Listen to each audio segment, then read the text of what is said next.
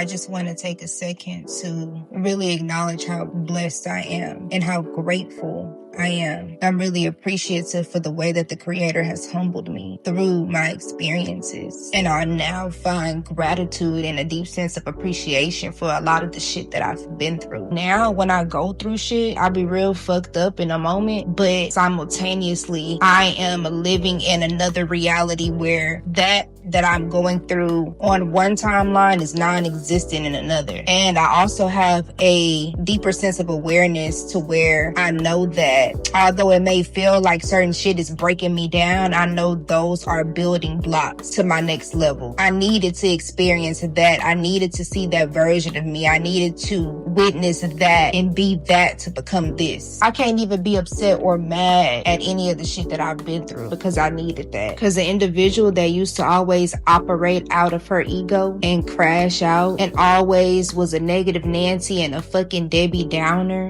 when things didn't go her way or as she planned it, life humbled that part of me. In this life, you are the sacrifice. You must put yourself on the altar and sacrifice yourself. Sacrifice those toxic environments, those bad habits, those poor decisions, being around those people, indulging in these things. It causes you to break yourself down to the core to get to who you are at the core, at the very essence of your being. And that shit is very difficult to do. It requires you to really be okay and comfortable in your solitude. You got to be solid. Only people that sit with themselves, people that's always solo and by themselves, those individuals are solid. I've learned how to be my own everything. I've learned how to become whole. I've learned how to balance my feminine and masculine energies. I've learned how to get at this place where I can be my own protector, my own lover, my own supporter, my own provider.